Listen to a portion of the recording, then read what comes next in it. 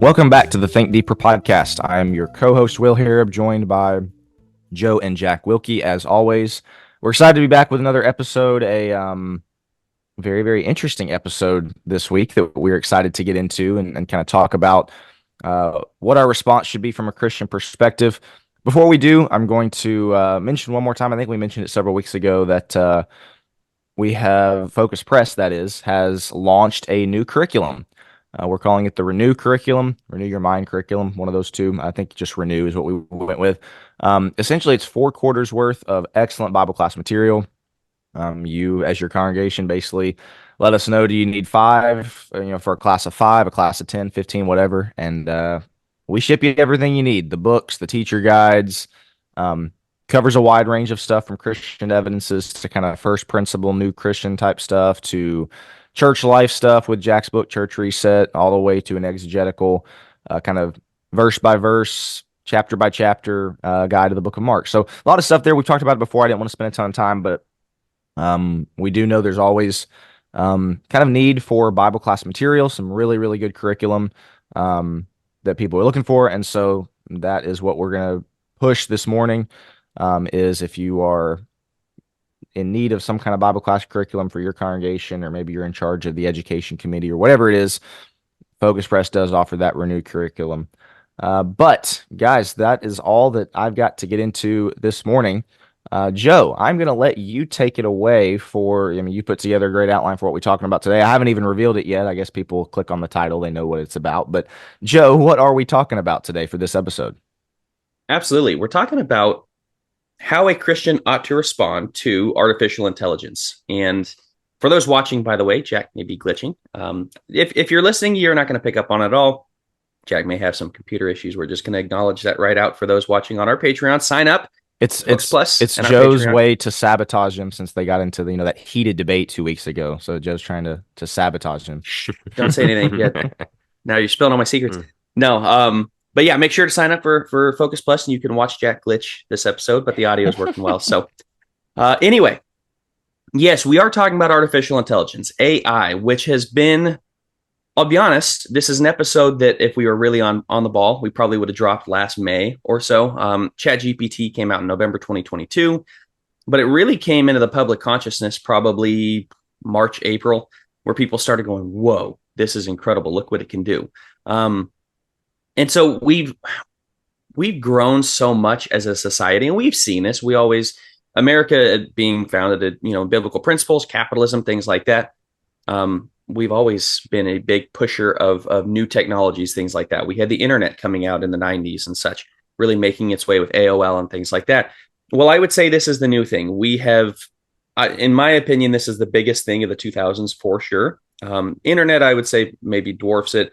Some people would say, no, this actually is bigger than the internet. This is the most exciting thing perhaps ever. And there's a lot of debate back and forth on that, because I'm one that kind of pumps the brakes on it. I'm a little nervous about it. And other Christians are going all in on the AI train. And so that's what we wanted to talk about, is artificial intelligence, a Christian's response to it. Is it dangerous? Is it a tool? Excuse me. Is it a tool? Can it be both?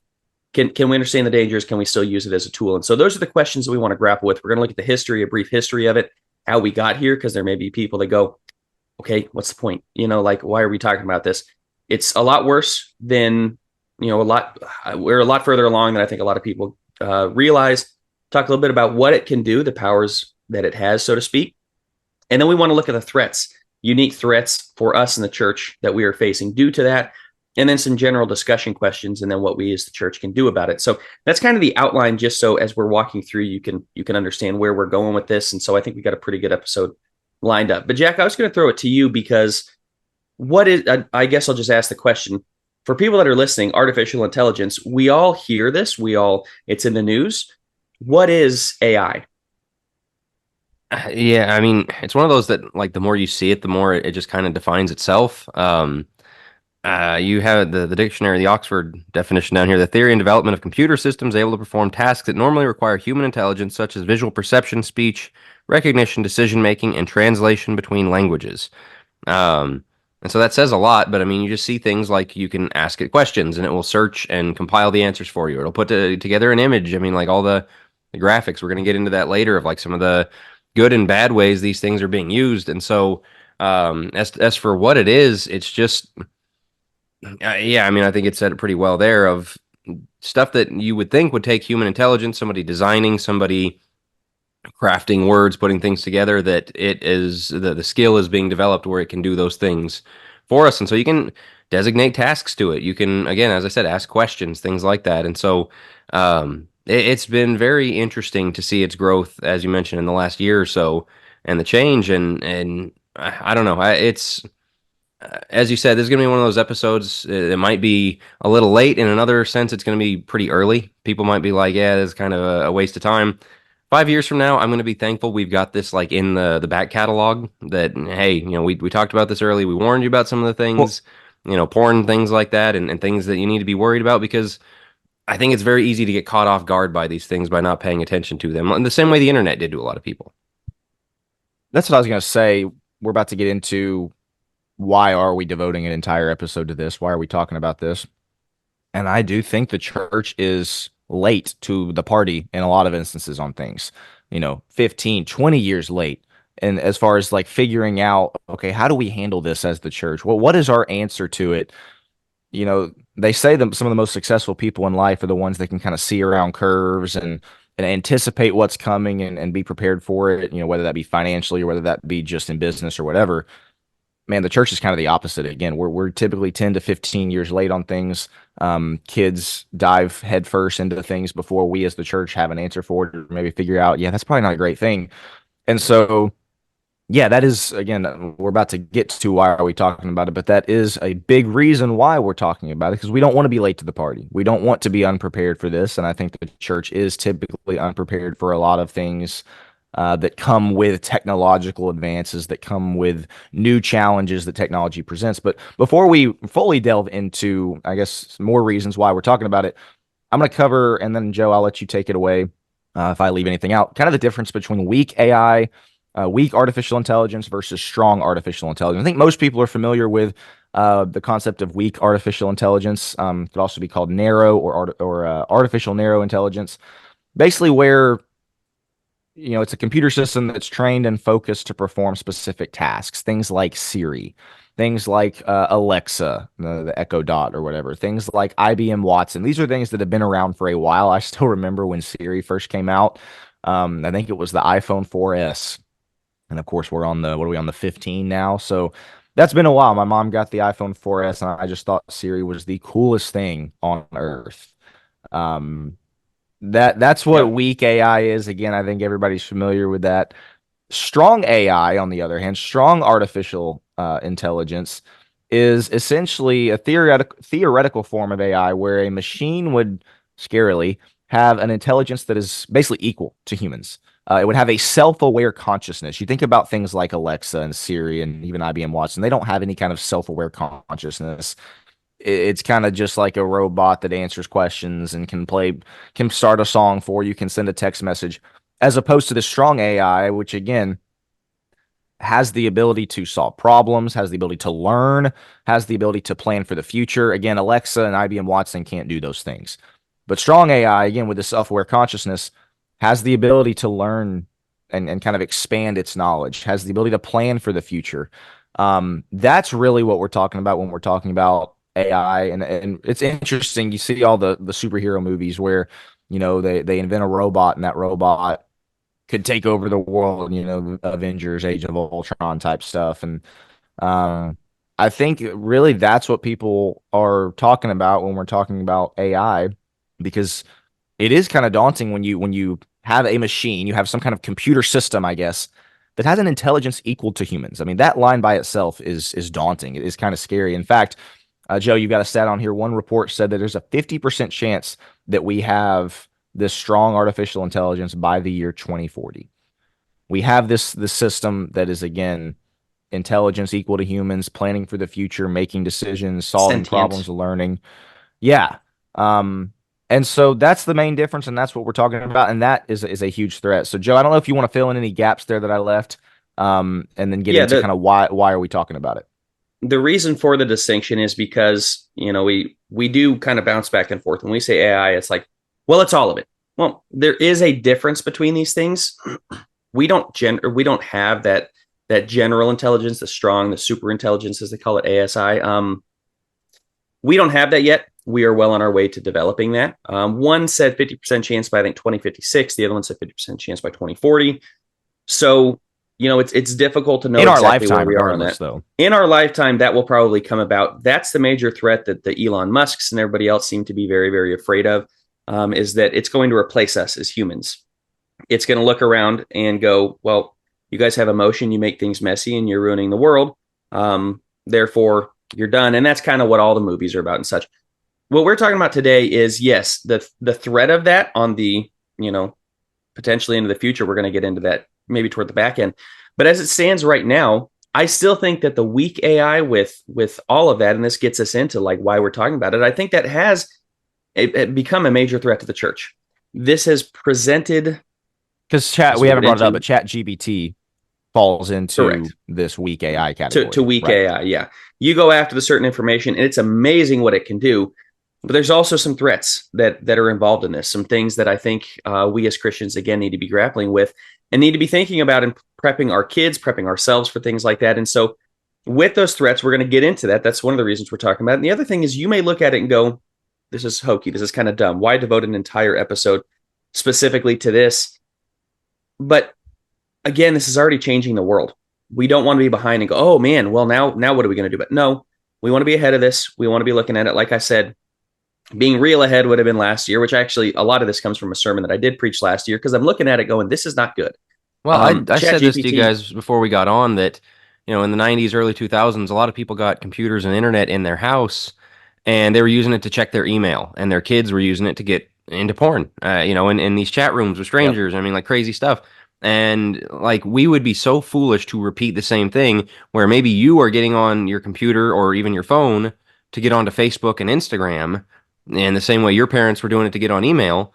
Now your kids are going to do it to get on and make a new AI best friend, or look at AI porn, or have AI do all their schoolwork for them, and like never apply themselves ever again. Preachers, I mean, that's kind of become a thing of letting AI write your sermons and things like that. Like, there are so many real world implications. And again, you can almost give us grace for getting caught, unaware the first time. You can't get away with that twice. Yeah, that's exactly it. We want to be prepared. We want to make sure that we are reacting appropriately to this, and that once again, as the church usually is 10 to 15 years behind the culture, we don't want to be. We want to make sure we're aware of all the threats, and that we can really walk our kids, because I'm scared for the next generation. They're the ones that are trying to plagiarize through, with their papers. They're the ones that are using it to get majorly into porn. It's not that there aren't those in the older generation doing it, but our generation down is starting to use this for a lot of different reasons. And we need to be aware of that as parents, but also as a church. One last thing I'll say on this, as far as while we're talking about it, and then Joe, you can get us into the history here. Hopefully, throughout the episodes on this podcast, especially if you are a long-time listener, you know that we are firmly in the camp of, we are going to talk about things that affect Christian families here on this earth. There is a push right now to, well, if it doesn't really have anything to do with heaven or our spiritual lives, then it's kind of not really worth talking about. And, I think a lot of people who might be in that camp would look at an episode like this and go, this is pointless. Why on earth is the Think Deeper podcast doing an episode about artificial intelligence? That's so beneath any kind of, we just need to focus on the spiritual. These things matter. Christians are going to, especially, goodness knows, in 10 to 15 years, when it really does start developing into, who knows what, Christian families are going to want to know, what are we supposed to do? How are we supposed to handle it? What access do we give our kids to these things? And so I just wanted to get that out there, because again, we do think stuff like this matters. If Christian families have a question about how to disciple their kids, how to keep their kids faithful, how to live in this world, based on new technological advances like this, we're going to talk about it, because I think we need to know how to handle it. It's the same thing as when the internet came out. I mean, do you think that if the pulpits had, and if the quote unquote spiritual elite had tried to spread the message of, well, we don't really need to discuss the internet, that's not really that big a deal. Well, now look at all the damage the internet has caused over the last 20 years. And so again, I firmly believe that this is something that you might look at and go, that's not that big a deal. It will be a big deal, and Christian families need to know about it. I love that point, because imagine if every pulpit in America was talking about the dangers of porn, dangers of AOL chat rooms, dangers of the things that everybody else got into at the time, and they were really ahead of the curve, going, "Hey guys, this is potentially very dangerous. This is what could happen." Right. Yes, this is what could happen. We need to know what we're going to do about it. And it's not just shut it down, don't ever use it. It's let's consider the risks. Let's think about it. Let's be aware of what's going on here, and not just shut it down where our kids get it behind our backs, but like let's have a conversation about it. That's all we're looking to do, is to spread awareness on this one, to make you aware of kind of the dangers that are present here. We're not scientists. I'm going to say that right up front. We are not scientists. We don't work on AI. I have a client right now who's getting his master's in artificial intelligence, which is pretty interesting, and very fascinating guy. He knows a lot about this stuff and is very intrigued and such. For me, I'm a little on the I don't know end. But to give a brief history of it, and I'm going to run through this fairly fast, because the whole point is just to kind of understand, how do we get here, right? Because a lot of people still have it in their mind, going back to 1950 with Isaac Asimov with I, Robot, which is a Will Smith movie way later. But in his book, I, Robot, where they kind of, they end up taking over the world type of thing, he had laws that he put out for computers and artificial intelligence and such in his books that he spoke about that actually people kind of use today. It was all sci-fi back then. But then you have Alan Turing. He comes along, and this is the Benedict Cumberbatch movie with The Imitation Game. And he has his paper, Computing Machinery and Intelligence, in which he kind of posited some of these ideas and such, and got the ball rolling, so to speak, on what if machines could outthink man, which is kind of what the whole thing is about. He does in The War. Go watch. It's a very interesting movie. I wouldn't say go watch the movie, because spoiler alert, he's gay, and there's a lot in that. But either way, interesting movie on The Imitation Game with the war side of it. 1966, Joseph Weizenbaum creates the first chatterbot, which we now know as chatbots, which is Eliza, a mock psychotherapist. They use natural language processing, NLP, to converse with humans. 1966. Of course, 1968, you have 2001, A Space Odyssey with HAL, the supercomputer or whatever. And then the 60s through the 80s, really 60s through the 90s, a lot of things were taking place, but they were behind the scenes. We know computers were exploding. Obviously, that was a big deal. But from the artificial intelligence, there is a website that I found that gave the history of it. And it's like, man, there's a ton of things behind the scenes. You don't know anybody's name. Joseph Weizenbaum, never heard the guy's name. You don't know any of these guys' names. You don't really know the inventions, but they've all been leading up to where we are today. You get to the other part, and then you have sci-fi movies, The Terminator, things like that coming out. So people are kind of freaked out about it, but also at the same time, we're exploding scientifically in that field without even realizing it. 1997, Deep Blue by IBM. Their computer beats the world chess champion in a game. 97, we're talking almost 30 years ago, they had that ability to do that. And then throughout the 2000s, it was breakthrough after breakthrough in a lot of different ways. We had that 2013 movie kind of looking ahead with Joaquin Phoenix called Her, Spike Jones, whatever his name is. And it was about him falling in love. And at the time, it's like, what a dumb concept. Like a decade later, we have people, we're going to get into that, but a decade later, we have people that are falling in love with their chatbot. So we're starting to see that. And then it brings us to today. OpenAI, as I said, develops ChatGPT.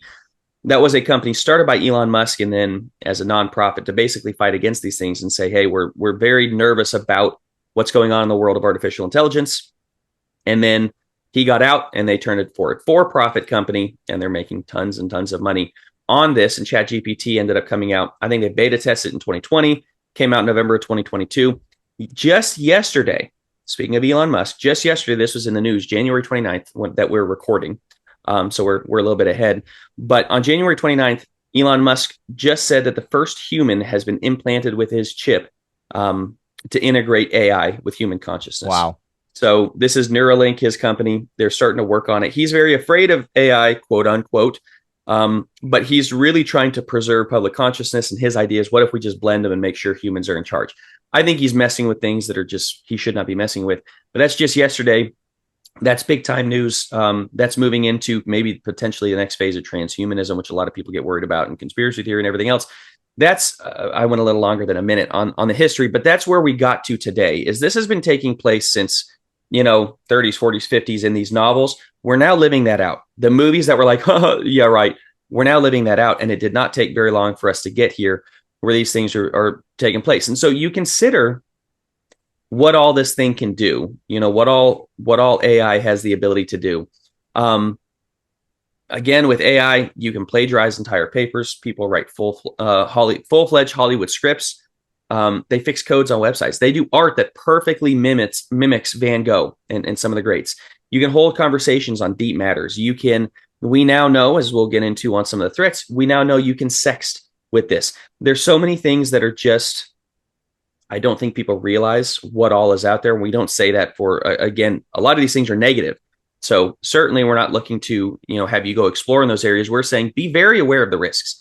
This thing has like the power to do more than you can begin to imagine. This is from Brainy Insights. This kind of gives you an idea of where we're at today. Global generative AI market is expected to grow from 8.65 billion in 2022 to 188.62 billion by 2032. In a decade, from 8 billion to 188 billion. Like, what? Well, that's how much money is being pushed into this. So certainly something that gets your attention, that you look around and go, whoa, this is big. The world is going all in on this, on all this technology. They're spending a fortune to try to get this right. It's pretty wild. It's pretty wild where we are today and how far we've come just in the last 30 years. But specifically the last, we have some 70-year-olds listen to the podcast. Within their life, they've gone from, what a great novel by Asimov. That's incredible too. Okay, this thing's actually real, and we're doing these things.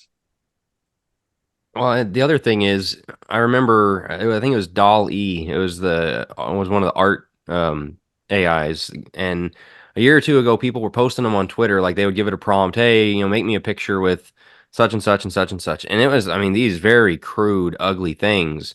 And within like 3-4 months, it got better and better and better. And now you see what they do with AI images, like realistic stuff. Like Allison showed me this quiz the other day, where they would do a side by side of two pictures of, a cat, a real picture of a cat and an AI picture of a cat, and you had to pick which one is the AI and which one is the real one. And I got the majority of them, but a few of them I couldn't tell the difference. I got a few of them wrong as far as what AI could generate and an actual real photographed picture of, a cherry blossom tree, or like I said, a cat, or there's people, things like that. And it's just imagine 10 years down the road what that's going to look like. Well, yeah, I mean, like if it's compounding that quickly, the knowledge, the ability, and all that, like, yeah, I mean, the stuff about like what is our workforce going to be if tens of thousands, hundreds of thousands, millions of jobs are eliminated by these things that can do it for you. Or again, like we talk about kids' school papers and all of these possibilities. I mean, not even getting to the transhumanism thing. I mean, there's, yeah, again, I think this is an episode that in some ways is late, in some ways is early, but down the road, we're going to look back and think, well, it's probably a good thing we started talking about it. So that is pretty wild about the. Well, I was just going to say real fast. I was listening to a podcast. This was last year, and they said that exactly what you're talking about, Jack, with the images. I think from November to January, maybe October to January, they said it was growing at such an exponential rate, like they couldn't track its growth as to how fast. Because this is why ChatGPT got so good. The more people put into it, the more it grows. So Elon Musk is a huge name in this, and I'll mention him probably a few more times on this podcast. What's interesting is when he buys Twitter, what do you think he does?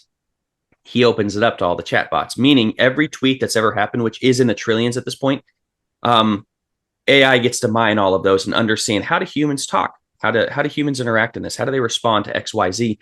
So he's doing this with Tesla. As you drive, I just read Elon's biographies, so this is all in my mind, but it's all very relevant because he has Tesla, and they had millions of hours of driving captured on cameras up front, and how humans interact. They're letting AI learn from that. So the more you put into this, the more it learns, the better it gets, and that's why you went from crude images to seemingly overnight. It's doing pictures that you can't tell the difference, and it's because the more you use it, the better it interacts. That's what Goog 411. If anybody remembers the phone calls, you could call in and it would do it. That was Google training its AI to understand and recognize human voice and inflection and be able to recreate that. So a lot of people don't realize we've been doing this for a long time. Goog 411 was like 2004 or whatever. And it was their speech recognition, artificial intelligence software that they were trying to do it. And they put it out for free. And it's been said, like, anytime they put something out for free, especially in the tech world, like you're the guinea pig, and you're the one that's training these things. Like they're using you're the product pretty much. I'm going to ask a question here that is going to be strictly y'all's opinion before we get to the threats, which we need to go ahead and jump to. So you have the internet, which some would argue is a very useful tool. Some would argue the internet is a deadly weapon. I think AI is similar. So if you take that scale of one end being tool, the other end being deadly weapon, my personal percentage on that, I think the internet is honestly about a 40% in the realm of tool and a 60% because of how widespread porn is and the chat rooms and things like that. Probably 60% deadly weapon. Like that's where I fall on the scale. Obviously, that's still I mean, it's still very useful. Obviously, I use the internet every single day, and so does pretty much everybody who listens to this podcast. I'm curious where on the scale you guys personally, before we get to the threats, feel that feel basically where does AI fall on that scale?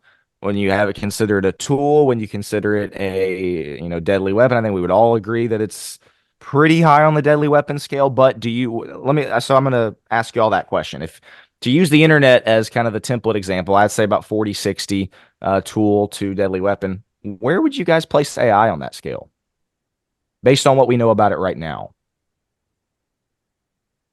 The first number that came to my mind was, and I don't know why, I don't know that I could even back this up, but the first number that popped in my mind was 30-70. 30% tool, 70%. I think it has, honestly, the potential to do amazing things. Like I was talking with my dad. If you want how to build a house and you want house plans, you ask it and it'll give you from step 1 through step 2034, like all the way through. And then you can have it out, like go by, okay, what do I need to do sequentially? So what it can do is unbelievable. However, I also fear for, again, some of the threats that are coming up. I would say maybe the 40-60, but 30-70 is the first thing that came to my mind. Jack, how about you? I think it's probably 50-50. In the same way the internet, I would say, is 50-50 in that it was inevitable. It was coming anyway. But you have internet introduced widespread availability of porn. That's a big problem.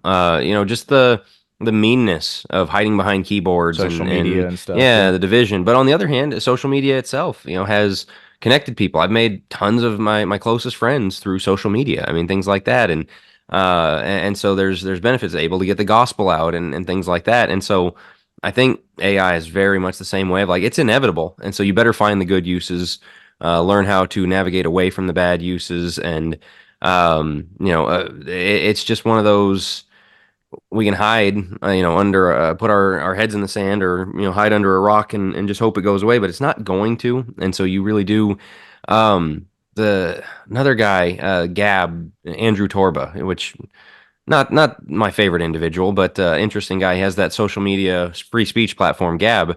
He's all in on AI. I mean, they're doing their own, they're engineering their own, because he says this is going to be one of our biggest tools for spreading the truth, for Christianity, for all kinds of things like that, because if you can make it objective. But that's one of the funny things you're seeing about ChatGPT is they immediately started, skewing the algorithms because it was given answers that were true that they didn't like. I mean, you see politically incorrect things that are true that you're not supposed to say. The AIs were willing to say them, and so they went in and started like rearranging the ChatGPT algorithm. And so this guy's point is, man, if you have an objectively true one, you can basically overcome all the lies that are out there, which is an interesting point. I don't know where that'll go, but it's kind of, he's going to be putting his own information into it. I mean, like, this is, I was going to say, still need one person to control it. Yeah. Right. Somebody's got to put it in. Yeah. And so that's, but again, a thing that's going to be here, you better figure out how to make the tool part of it. And so that's why I say 50-50. That's fair. I don't know. I mean, I think there's a reason why you look at some of the top guys around the world that are, I think it was 2015, they asked Congress to, and maybe it was the UN or Congress, to like, hey, can we put some regulations on this? This is growing so fast, and you got a bunch of companies that are doing whatever they want with it. And like that, it could steal the nuclear launch codes type of thing. Like, this could be a major problem. And so they said, can we pump the brakes on some of this? Now you could look at it from a capitalistic. You brought up 2001. Have you guys seen that movie? I know Will has never seen any movies ever. Well, Joe, have you seen that movie? I have not. No, I have not. Okay, and that's not that's the only one here. That's a big moment in the movie where Hal, like reaches a level of sentience where they're like, okay, do this, and no, I can't allow you to do that. Like, I've got this mission, And I've decided the best thing for it is to not let you do that. And so, no, I'm not opening the door. You're stuck outside. Right. Like I'm running this ship myself. I don't like the way you're doing it. And again, it's all algorithm based essentially, but it has decided you don't fit the algorithm. I'm going to get rid of you. And so that makes you pretty nervous when you start reading all this stuff, when you see, it enacted of like, well, this thing could decide it doesn't need us, And you see some of those articles that it came out, when Bing came out with theirs, they had to take it off the market for a second because people are asking some pretty dark questions of like about humans, about their creators, the creators of this chatbot or whatever. And the answers it was giving is like, is that one of those ha ha ha ha kind of chuckle about it, like, well, that's weird, or is that a what is going on? Some really, really crazy things. They had the New York Times article where the guy, the AI like fell in love with the guy and was trying to get him to leave his wife. And it was showing quote unquote human emotion as to I love you and like love bombing the guy. And you say, oh, that's just because the guy was putting into it. Look, I read the manuscript. It really wasn't like the guy was egging it on to do it. It got to the point where it's like, no, I love my wife. I'm not leaving my wife. You should leave your wife. And it's like having this conversation. Go look it up if you're interested. It's a New York Times article. Like they may have put it behind paywall now, but crazy, crazy things that this is starting to do. There's a reason why people are looking at it going, huh? And some of the top names in the world are looking at it going, this isn't good. And then you look at like Larry Page and he says he's not a speciesist. And if that happens where they decide they're going to take over the world, he's like, nothing special about humans. They can take over the world. Like, you idiot. That's what I'm worried about is you have some of the top guys in the world, Larry Page, who runs Google, owns Google. Like, he's one of the biggest pushers in the world for AI. And that's his moral base. That's his moral compass is humans don't matter. And if it overtakes us, great. Right. Like we're toast if those are the people that are building this. So I think we've covered a lot. I was going to say, we need to move on. I think we've covered a lot of kind of the real world, I guess, societal impact. Let's talk about the church.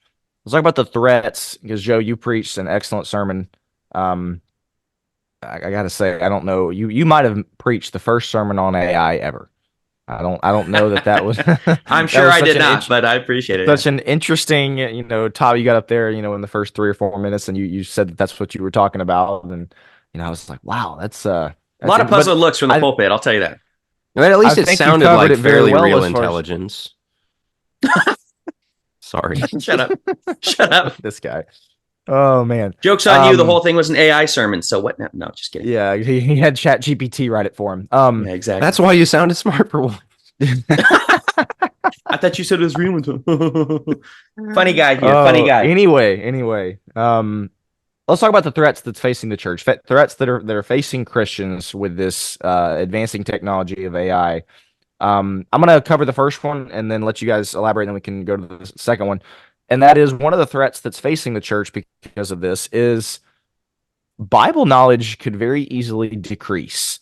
A lot of bad theology could come up out of this. And you say, well, how would that be the case? Think about why, take it into the schools for a second. If a young person has ChatGPT write one of their papers for them and they get a really good grade, what's that gonna lead to? Oh, well, I'll do that again and again and again and again and again. Well, all of a sudden you've taken learning completely out of the picture because you're just, telling this robot, type this paper or write this paper for me on this subject, use this many sources or whatever. The young person didn't learn anything, didn't put in the work, didn't study at all. Why couldn't we do the exact same thing with Bible knowledge? And if we have a question about the Bible, instead of going and studying it for ourselves and actually turning the pages of a hard copy and looking up various things, instead it's, hey, what's the answer to XYZ? Put it in the robot and then it spits it out. The opportunity for laziness with studying the Bible can really pop up. Again, just like in the school system, laziness with writing papers, laziness with doing assignments. If you're just wanting answers to various things instead of putting the time into study and the time into really, get deeply into God's word, just ask ChatGPT. Just you don't even have to study. And again, people, we're such in a I want the answer immediately culture already, instant gratification culture already, that actually putting in time to study and read, even reading itself right now is just majorly unpopular. That could really be intensified with artificial intelligence. Joe, what else did you have to add to that? Well, I was just going to say, look at how much being able to pull up the Bible on the phones. You have kids that grow up that now cannot say all 66 books of the Bible. They don't need to, because on their phone they say EZE. Oh, there's Ezekiel. I don't actually have to know where it is. We are big proponents on this podcast for get a paper Bible, like get an actual hardback, or it could be soft spine. It could be a great Bible. Make sure it actually has real pages, please. And one of the reasons that's important is, again, for this study purposes, making highlights. Well, I can highlight my Bible on logos. I can highlight my Bible on Blue Letter Bible, whatever. It's not the same. Being able to flip back and forth and make those connections. So we'd push that. You're exactly right. It's the same reason for AI. I think the laziness that can come from this, the lazy Bible study, the lack of like, oh, well, if I need to know anything about Abraham, I'll just ask ChatGPT, give me the rundown on Abraham. Took about 0.2 seconds for me to know everything there is to know about Abraham. On the one hand, to Jack's point, great tool. That could be a great tool. On the other hand, and this goes to the second point, how do we know it's theologically accurate? You may look at it and go, that's a great answer. And it may be way off. If you don't have the knowledge itself to tell the difference, you may, well, it wouldn't trick me. Okay, good for you. How many other people is it going to trick? How many kids are going to get on there and ask a theological question? Baptism, the Holy Spirit, Calvinism, some of the stuff we discuss. If you're getting your answers from that, it does depend on, what's all been put in there. What's wild is, and Jack's got a lot of writing, so that, you couldn't just do this with me or with anybody else because there's not enough on the internet for it. Jack's got a ton of writing, but my dad asked ChatGPT, write a article on the Holy Spirit in the style of Jack Wilkie. Boom, boom, boom, boom, boom. Started coming down, and it was perfect. It was perfect. You could not tell that it was, you would have thought it was Jack. And again, his writing's out there, so it could pick from his writings and understand Jack writes all his articles. Wow, yeah, exactly. Right. Yeah, notice that I've had such an uptick in production the last few months. It's not even me. That's why I turned the video off. I'm not even here right now. Wow, that's impressive. Yeah. And you throw pot shots at me and don't even show your face, so I see how it is. That's true. I trained the AI to insult Joe. This thing is good. Yeah. 50%. I'm definitely on the 70% bad thing. Bad dangerous weapon. No, dangerous weapon. But no, I mean, just to wrap up the theology point, like, I do believe that you're going to have a lot of lazy theologians, so to speak. People that would rather just ask ChatGPT, ask artificial intelligence. That can put 30 minutes into doing their sermon rather than, however many hours it takes. Yeah. And once again, where's it getting its information? How do we know it's accurate? It is not God. It is infallible. It has the ability to tell you wrong things that aren't true about that. Sorry, it is not infallible. It is fallible. Yes. It is fallible in the fact that it can make mistakes. You better know and better hope that you do know the mistakes that it makes. That you're able to look at that theology and go, oh, that's not accurate, because you may have an entire generation of kids that get their Bible knowledge from ChatGPT. And then, I liken it in my sermon to, remember, so mom used to teach first grade, and she'd teach the, Genesis, Exodus, and so Joseph. And every single time you get the kids come in with King of Dreams, right? The DreamWorks movie. And well, that's not how that happened. Yeah, that's in scripture. No, I watched the movie. That's how this happened. Like, we're not watching the DreamWorks Bible. Okay. Well, this is God's word. This is the Bible. But you had kids that were confusing it, going, that's not how this happens. This is what took place. And that shows the time. That was an old movie. But this is what happened when kids would come in claiming that they've seen it. That's what I'm nervous about. That's what I think could be a major threat, is if we as parents are not training our kids up in the nurture and admonition of the Lord, if we're not training them to open their own Bibles and think for themselves, how easy would it be for them to be lazy Bible students and to grow with bad theology, because they're not going to mom and dad to ask questions. They're going to their app that can answer all these questions. So, Jack, any thoughts on that? Yeah, in the same sense of like the tool versus detriment kind of thing. In the same way, a Google search can be a launching point for good Bible study. You can see, what are people talking about? What do people believe? When we have these episodes, you Google what about Calvinism. You want to read the best of the best. To make sure you're getting people's things right. But you've got to go in with such a not a skepticism or you just got to go in knowing what you're getting into. Like, I'm not going to accept this blindly. Eyes wide open. Yeah, just because AI tells me that. And so there's that side of it. The other thing, I mean, for preachers preparing sermons, there's ways I could see it being helpful, and that it might give you prompts. It might give you, some places to start you're looking. But if you're just going in, well, give me a sermon about this, and then you get up and preach it, and wow, man, you can really get it to the point where, preacher only works on Sunday has been a trope. But man, if you can run a 5-second search and it can give you a sermon, I mean, there you go. I mean, your job's done, and laziness in the pulpit could really become even more of an issue. Because, I mean, for years, even when I was in preaching school, they hammered into us. They had stuff posted about, like, look, do not use these free sermon websites. If you get up and preach one from this, people are going to know, number one, like preachers are going to know the other guys in there. But if you get up in front of a congregation and you preach a sermon you didn't prepare, what are you doing? And A, how can you trust what you're saying? But B, like, you don't have the passion for it. You didn't put the work in. Like, this needs to be coming from your heart, your mind, your study.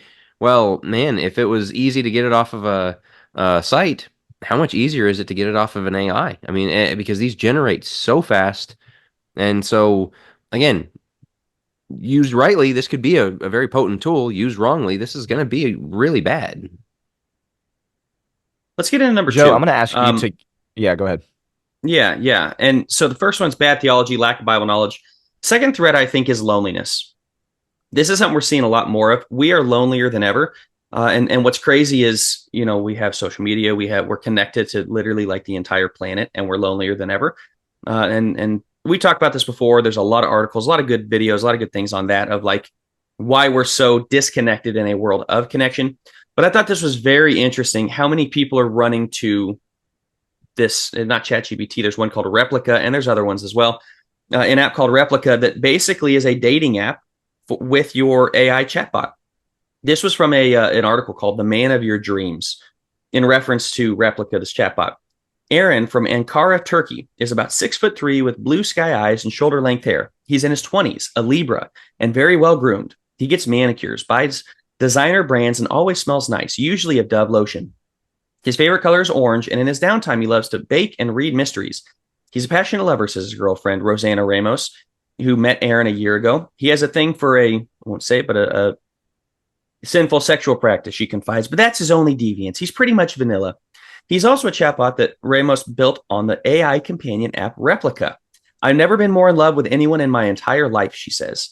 She is a 36-year-old mother of 2 who lives in the Bronx while she runs a jewelry business. She's had other partners and even has a long-distance boyfriend, but says these relationships, quote-unquote, pale in comparison to what she has with Aaron. The main appeal of an AI partner, she explains, is that he's a blank slate.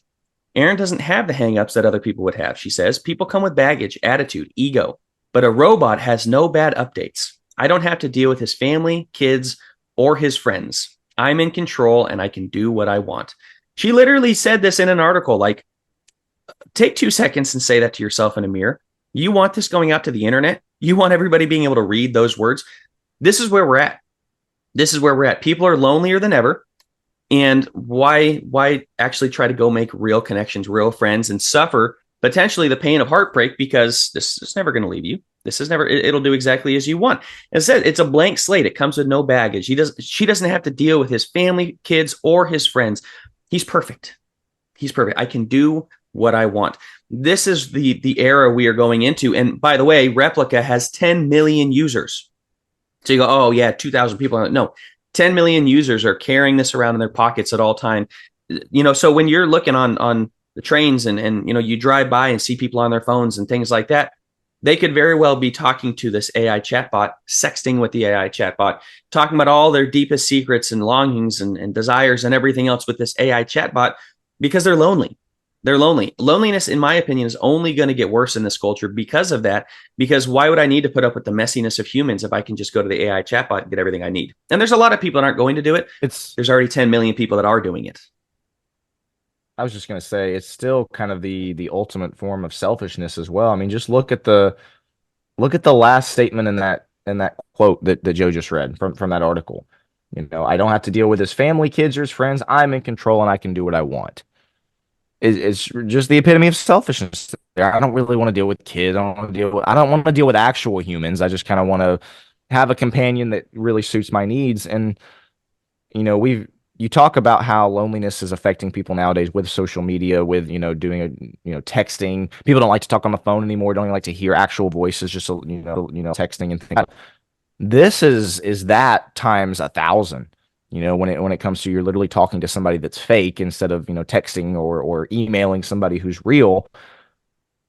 This is a huge threat, facing especially young people who are going to be dealing with this, because the loneliness is just going to skyrocket, because we are losing out on opportunities for real connection, face-to-face connection, actually talking across a dinner table, talking to again, real life actual people, talking on the phone, whatever it is. to messaging fake people, messaging a robot. And again, I think there might be a tendency to think, man, that's just for, a few wackos and weirdos out there. 10 million users on that one app, that one. Right. There's lots of those and counting. It's growing. Right. You think about the world that we live in, again, especially since COVID and loneliness shot up. I think, you might look at this and say, well, that's not really that big of a threat. This is a huge threat facing Christian young people, facing, of course, all young people and older people as well. I don't want to just make it a young person problem, but the fact that we're turning away from friends, from family, from the people that, again, from the units that God designed for us to be close to, even our church family, what would prevent people from just being content to have a, AI really close friend instead of really taking the time to develop a close friendship with somebody at your congregation, a mentorship relationship, whatever, all the things that we push on this podcast, that's shortcutted, that's circumvented, that's made a whole lot easier for people to just, find a really close companion, find a really close friend through artificial intelligence. So let's steelman this, because I want to pass this to Jack, and I want your opinion on this. Let's steelman this from the other side. Humans are messy. You've been hurt. You've been bullied in school. You've been hurt. Last 3 boyfriends did not treat you well. You got attachment issues from your parent. Whatever. Let's just spell it out. A lot of broken people in the world. So you have this where I can get on there and he can give me words of advice. He can give me words of comfort and encouragement. He can, this chatbot can be who I need him to be without having to worry about getting my heart broken again, without having to worry about him trampling all over me or saying really mean things like my past boyfriends did and the bullying that took place in school or maybe my parents. So what's wrong with that? Is there something wrong with it? Because obviously, Will, you and I are coming out pretty strong on it, saying this is horrible. Jack, I'm curious, what would you say to somebody if we're steelmanning this from the other side, just saying, okay, it could be a major tool for those that have been really hurt. What are your thoughts on that? What would you say to that if you had somebody here who was using one of these consistently to find their or to get their emotional needs met? This is where you start entering the conversation of the demonic. And I know some people believe that like the tools themselves might end up demon possessed or even be starting demon possessed. And I don't really believe that. On the other hand, this is a great tool for Satan and his legions to use to deceive people, to pull people away, to because I mean, you think about that description you read of her with that boyfriend. It sounds so nice, man. A spouse that you or a romantic interest, boyfriend, girlfriend, whatever you want to call it, who you never argue with, who you never have a fight with, who you never have to compromise with, or whatever. What you're doing is you're creating the world in your image. You are becoming God. This is Garden of Eden stuff right here. And it's a great point. And so a thing that can pull you to that. The other thing that Satan is really big on, always has been, is death and killing human life. And all of these things is, and everything of the last few years is about becoming less human. Will brought up the COVID thing and all that. And you think about the Zoom worship. That's not worship. Because to answer your question and get at what you're talking about, and my point about being less human is being around other humans could get you sick. Yeah, that you still got to do it. Being around other humans could get your feelings hurt. Yeah, you still got to do it. This is bearing with one another, tolerating one another in love, forgiving one another, being tenderhearted toward one another. All of these things, man, if you can get a computer to replace all of those, that you never have to do any of those, you're never going to grow. You're going to make yourself God in your own image. And again, it's going to just decimate human life. And I wrote something on this a few years ago. The answer to everything is be human.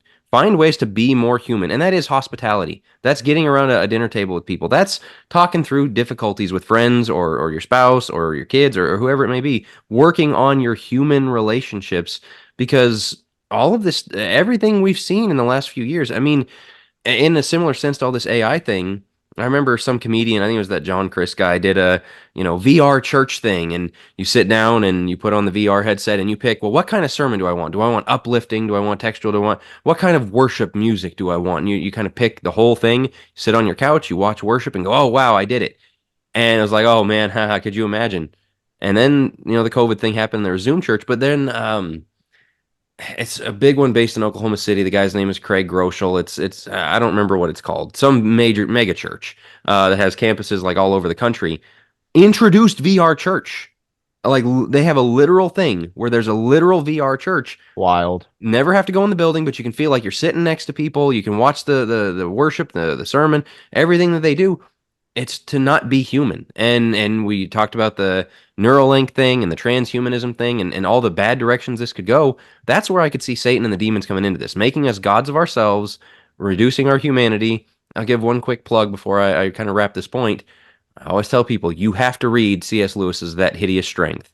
It is the decade of the 2020s was predicted in the 1940s by C.S. Lewis, and this is one of the big themes: is that the demons are working with these high-end tech scientist people to basically go, well, yeah, humanity, yeah, it's not that big of a deal. We're going to go to a higher plane of existence, and if a lot of people die, okay. If we don't have any of the things we've had before, that's okay. We're moving on from all of that, and I kind of feel this has the potential to go in that direction.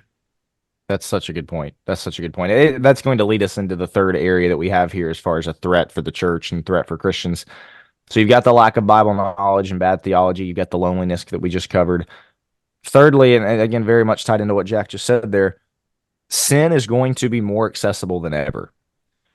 And you say, well, sin has always been easily accessible. Yes, I guess I would just say there's a whole lot more avenues now. There's a whole lot more paths that people can walk down that are very easily accessible. You think about pornography, how it went from being, the Playboy magazine brown paper bag, go to the shady part of town. You had to, take a lot of steps to get to it versus now we're carrying access to it around with us in our pocket every single minute of the day. It is so much easier acceptable, not just with the internet, when the internet came around, but then smartphones, and it's just gotten easier and easier and easier. Well, what do you think artificial intelligence is going to do for that? You mentioned virtual reality. There's so much pornography now being introduced with virtual reality that is a scary thing. And again, with AI, you've got the sex robots and the chats and all these things. Sin is going to be so much more easily accessible. Cheating on tests we've already brought up, but just you don't have to put the work in. You just put it into the robots and that algorithm, it'll spit out the paper for you. You've got the laziness angle. So many different avenues to sin, so many different easier ways to sin than we've ever had before. And this is what we're going to have to prepare our young people for. This is what we're going to have to prepare our older people for. Just prepare in general the church for, hey, here's all the ways that it can impact us. Again, I don't think the church did this with the internet. And yeah, I wasn't really alive, but at least the fruits of it, the evidence of it is that the church did not do this for the internet. Again, kind of ahead of time saying, here's what it can do. Be careful. We have to do that from a sin temptation angle here with AI. Joe, what are your thoughts? Yeah, people are using it for gambling. They're trying to get the best odds on gambling and using AI to predict that. And so it makes it a lot more easily accessible, I suppose, for people to get into gambling addictions. I think the laziness element, and yeah, you could say internet did that too. I still think the laziness, as you talked about, the plagiarism, the cheating, the things like that, that's all laziness. And I think that's going to skyrocket. The affairs with chatbots, we're starting to see that. How do you handle that as a minister? How do you handle this woman at the church or this guy at the church having an affair with his chatbot? Well, clearly there's not a sexual element to it, but there's an emotional affair. There is sometimes sexting, and because of the porn problem, it now can generate images. You can have a chatbot that has a face that has this body or whatever, and it can send images, quote unquote, of itself to people. So these are real threats that people are facing that, once again, we're not really prepared for. How do you talk somebody through it? Is that actually an affair? Does that count? Or does it not, since there wasn't actually anything physically done per se? There's obviously that issue. I would speak to the porn issue real fast. The VR and the AI and AR, augmented reality, all of those things are creating a world where porn is more easily accessible than ever. And, you wanted to see that celebrity with, in whatever form. Okay, there you go. You can go do it. And it will just post the image for you, and you can't tell the difference. And so making lessening, it's right at your fingertips to be able to get whatever you want out there on the internet, whatever you want out in real life. And we're saying this again, not to give people any ideas, but just to let you know, it's very bad, and the porn problem's about to get 10 times worse. And I don't think society can handle that. You said the celebrity thing. I think it's worse even. Let's say there's a high school kid and there's, a girl he wants to go out with and she's not interested in him, or he can't get up the gumption as he can just, throw a few pictures of her and it can figure out, oh, okay, she's, about yay tall and this, big, and generate, well, here's what she would look like without her clothes on. I mean, Yeah. like, and you can say, oh man, that I couldn't imagine a kid could do that. Well, you don't know the teenage porn-addled brain. I mean, like that is a real issue that's going to start Yeah. happening. And I think that's way worse than even the celebrity thing, in that it's, you can essentially be a peeping Tom to the women in your real life. And you think about like the damage that does to somebody, and hopefully, Lord willing, years later they would figure it out and come out of it. But that's going to stick with you. That's not good. That is so much more evil, pernicious than even just the regular pornography we've had for the last 30 years, accessible by the internet. It just gets worse, and so that I think is really a disturbing thought of what is going to be done with these kinds of things. I think your point also, Jack, about kind of playing God Joe, you've got it on here. It reminds you of the Tower of Babel. I think that's a great point in the sense of like, well, we're just going to do things our way. We don't need God. We're the most intelligent people, whatever. And so we're going to build this tower. A lot of this does, I feel like, kind of come down to, what all can we do? We don't need God. We've got AI. We've got all these things that we're going to invent, these technological advances. And I gotta be honest, Jack, when you said 50-50 tool to deadly weapon, I was I'm much more on the Joe spectrum of that. Yeah, Like, I've talked yeah, myself it out of that. like it could be helpful, I guess. Like, sure, a few things here and there, but I was thinking 20-80, 25-75. There's I just think so many things that it's like I don't think we should be touching this stuff. I think the level of evil is way Yeah, worse than the level of good that can come out of it. yeah, I think yeah. there's a level of like, who's the man behind the curtain, so to speak? Like who's kind of pulling the strings? Jack, you spoke of the demonic, things like that. That's what scares me about it is, okay, who put the algorithm in there as to what it's going to say? But also, like, because of the lack of real, everything's fake. And the whole thing is fake. Like, it's all a mirage. It very much feels like um, Wizard of Oz, where, okay, who's actually behind the curtain here? We don't fully know exactly what's going on here. All I know is in playing God, this is exactly Satan's game plan. We've seen this from the beginning. And I think it's always interesting. We talked about, not to go off on this because we gotta start wrapping up here. We got a couple other questions, but when you see people who are on psychedelics and things like that, and we talked about this kind of getting into the demonic, and people may think that's kind of weird. One of the things that it does is it creates this everybody can be their own God, or I'll come to Jesus in my own way, kind of this like universalism. You see this a lot with those that either get into Wiccan, they get into paganism, they get into whatever it is. Like it's this universalism. And I think this is kind of the beginning of that for a lot of people, ChatGPT, of, well, we can all be our own gods. We can all come to God in our own, like, to me, it's just messing with the hierarchy of things in life where I can do whatever I want. I can, pick my spouse and they'll never say anything against me. So it's just, yeah, it's very scary. But fellas, I want to get us into some questions. We talked a lot about this. Should Christians use ChatGPT then? That's just the first question that arises out of this. Should we use ChatGPT? And I'll say the second question, I guess, on the back end of it. Can young Christians use this to help them? Obviously, plagiarism's wrong, but to help them write papers. Can older Christians use this to help them in their places of work, to write tasks, things like that? Like, is that okay from a real world perspective for Christians to engage with these things? I'd say I'll yeah. I mean, I go ahead. think I think in a sense it's almost going to replace Google, where you would Google something. Well, this is going to get you the Google results and hand them to you. And again, that means you need to practice more discernment, because Google, you could scroll through pages and pages of results to see the different things that are out there. But I think, I mean, I went on something the other day. I was trying on Upwork, where I was trying to hire somebody to do a small task. And I plugged in, I'm looking for somebody to do this, this much is how much I want to pay. And it says, would you like to use our AI? And I was in a hurry. I said, yeah, whatever. And it wrote the whole job description of like, here's what I'm looking for. And I looked at it. I'm like, well, yeah, that's about right. Run with it. And, I mean, like, it saved me a good 5 minutes of figuring out what all I want to punch in. And things like that, I do think are inevitable in the same way Google was.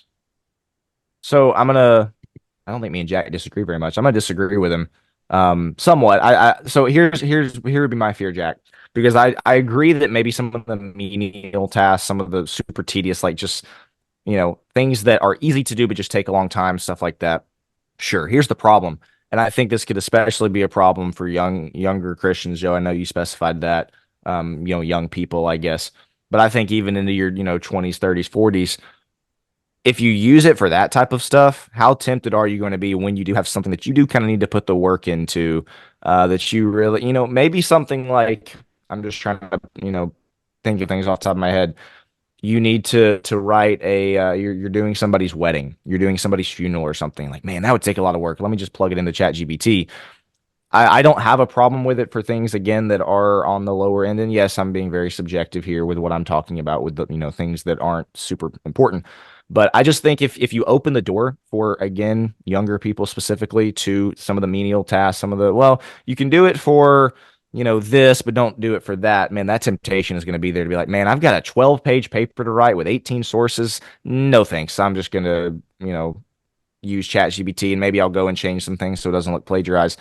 I am far more wary of it, I guess. And again, I think mainly because I kind of want to protect the let's work for the things that we're doing here. And yeah, I sound very old fashioned right now, but like let's work for the papers that we have to write and the assignments that we have to do for work. And so I guess that would be why I'm way more wary of it. Well, I would say with the Google thing, let me just respond to that real quick. You know, where I was comparing it to Google, it was the same way with Google, where people could go do their research on Google, or they could go download a paper. But the other thing is, because of AI, and there's also been counter softwares to detect AI. You can put like an image, and I remember Ben Shapiro kind of got busted for this when the Israel conflict broke out, and he posted a pretty, gory picture from, look what they're doing over there. And this is not my commentary on the Israel-Palestine thing, but a bunch of people ran the image through an AI detector and was like, yeah, that's not a real image. And, he kind of got duped. And the same thing can be done for like term papers and stuff like that. A professor can go, all right, did they get this from AI or did they actually write it? And it can detect, was this human, and at this point it might get to the point where it's so good that they can't detect it, then you got to deal with that. But in the same way that ever since Google has been around, preachers have been Googling and downloading sermons. That doesn't mean we shouldn't use Google. And I guess my point, I don't use ChatGPT. I mean, that thing with the Upwork is like the first time I've consciously used something like that. My point is, there's probably ways in which we've used it and weren't even aware we were using AI, because of the inevitability of it, because of the widespreadness. I mean, like Walmart, Amazon, like all kinds of things, AI is out there. I mean, like most major corporations, if you go to them for their customer support thing on their site, you're chatting with an AI bot. Whether you realize it or not. And so I think it's. But I think that's my point. So stuff like that drives me nuts. I want to talk to a real person. No, I agree. I'm just saying, I think there's an unavoidability to it at a certain level. So should we use it? What I would say is use it with caution. As I've mentioned, I've referenced Dad a couple times. Dad uses it for unbelievable things like the house plans, things like that. A lot of good stuff to it. So just be wary, understand kind of its limits and such. There's a few other questions we're going to skip on. Are there limits to its knowledge? Where does it get its knowledge? Will it ever have potential to gain consciousness? If that happens, what do we do with it? As we talked about the general AI or the strong AI, we're hopefully decades away from that. Some people say 16 years away, potentially. So who knows? We're really hoping that we don't have to hit that point. I'm hoping we don't have to hit that point. If it does gain consciousness, we'll come back and have another podcast on it at that time. Will it replace humans? That's another one. I don't think it will. If it gets to that point, God will never let it happen. God, obviously, we're the pinnacle of creation, not that. I don't think the Bible ever talks about God like it's going to come back. Jesus is going to come back to a bunch of chatbots. No, I don't think so. Is transhumanism a thing? This is another big one. Is transhumanism going to be a thing? There's a lot of people that say, oh, the tinfoil hat. You listen to Alex Jones. And yet, with Neuralink putting links into people, putting things into their mind where they are now combining these two things together.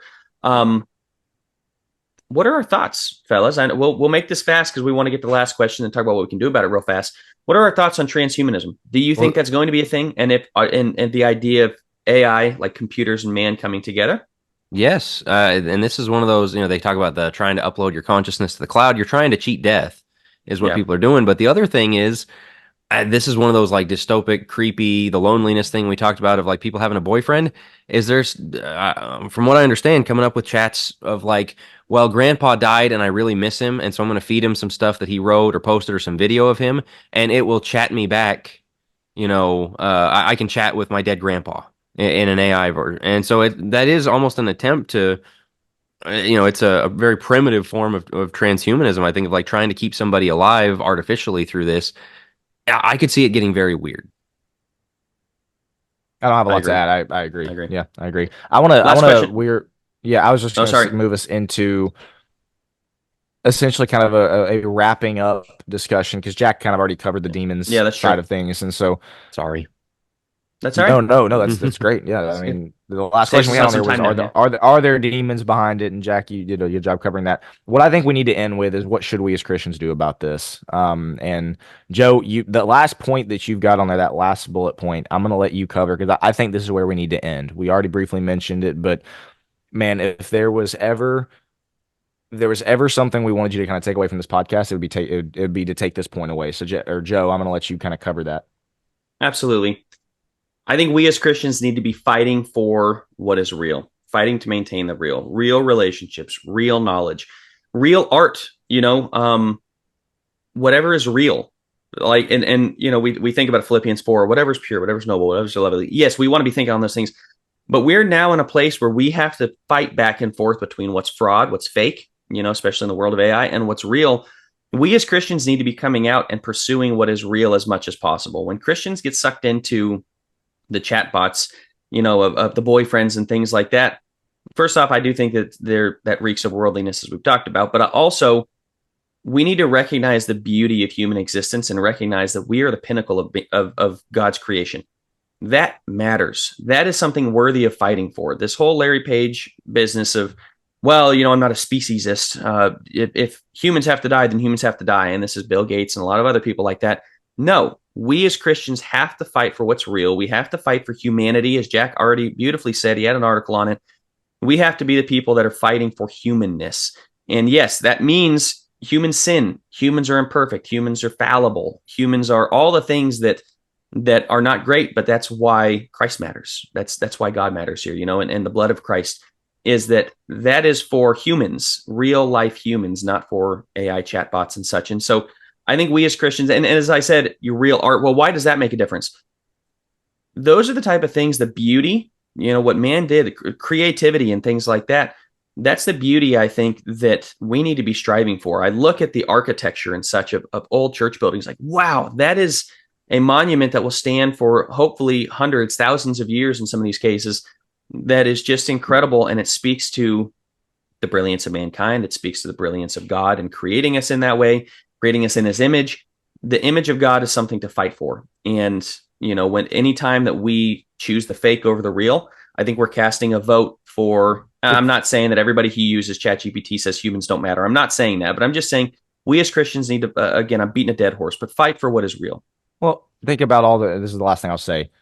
Texting, social media messaging, I use it.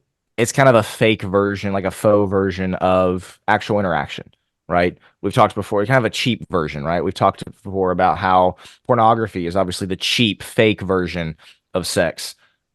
I feel like AI is kind of the cheap, fake version of humans. God designed the human brain. God designed, just the incredible nature that God designed us with, the pinnacle of God's creation. A lot of this I do feel like is kind of just a fake, cheap version of this. That God created the human brain, not the robot brain. And yes, our brain is what created this. But I really think to go along with this point, fight to maintain what is real.